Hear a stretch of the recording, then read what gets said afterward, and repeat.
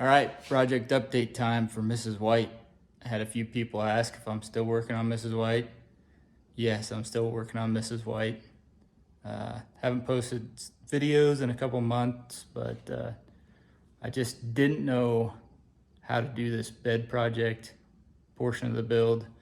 So I figured I'd better just focus on building it rather than making videos of it. And then I could do kind of a update walk around of it once I got it kind of figured out. It's not done, the bed floor is not done, but I finally like the direction it's going in. I've had to redo some things several times, but what I've learned on this portion of the build, if you don't like it, redo it, and chances are you'll like it better the second time or even third time. So I'll flip you around, give you a walk around of the build, and show you how it's coming. All right, so for this bed floor is still the same wood that was in the pickup when I got it, but I took a wire wheel or wire cup on the grinder, took the stain, the poly off of it. It was that golden oak with some sort of poly on it, and that wire wheel took away the kind of the soft parts of the grain, or the soft wood in the grain. So it shows the grain definition a lot better. Otherwise with black stain, it just kind of looks like a black plank.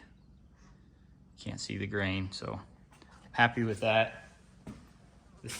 The strips here are 1/4 by 1.5" stainless, and then angle iron here.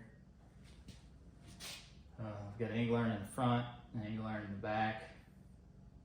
Split the outer boards and outer stainless strips stay in place, and then the center section releases with these hood pins, raises with gas struts. So that's one of the major pieces that I had to do 3-4 times on this build. I got different lengths, different strengths, and just first one was raising too high and it didn't have enough lift, so you had to help it most of the way up. I think the second set, I don't know. Well, the first set was too strong. You couldn't even push the lid down, and then the second set was too high and too weak. And then the third set went up too high with the right strength, and then finally settled on these, which I'm pretty happy with. I don't know if you can see the brackets here. That's another piece that I had to do 2 or 3 times, but I'm definitely happy with how those turned out. I first had straight up pieces, and then I didn't like the hole pattern. Definitely happy with how those turned out. These worked out pretty well. Those are just tacked to the upper square tubing, and then I'll put threaded holes in the frame to hold them in.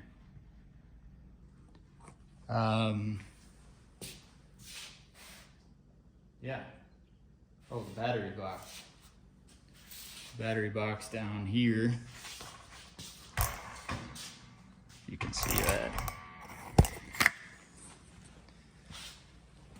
This is the second one I built. Probably should have just bought something, but what's the fun in that? This is the first one. I got it basically done and decided I didn't like it, so I started over, and I'm pretty happy with how that turned out. So like I said, if you don't like it, just do it again. If you don't like it that time, do it again. Eventually you'll come up with something you like, hopefully. But yeah, this bed floor has been a struggle. And with all the summer activities, I haven't got a whole lot of time on it, but hour here and there, and here I am. So next up, probably start working on intercooler piping, and routing the hot side and cold side of the turbo. So put the radiator in, radiator hoses, accessory drive, all of that. And then I can start taking it apart and fully welding everything that's on the frame, the firewall, and the floor. All still need welded in.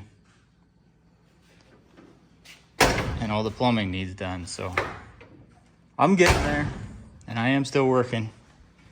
Just all this portion of it isn't so fun, and it takes a lot of time. So let me know what you think.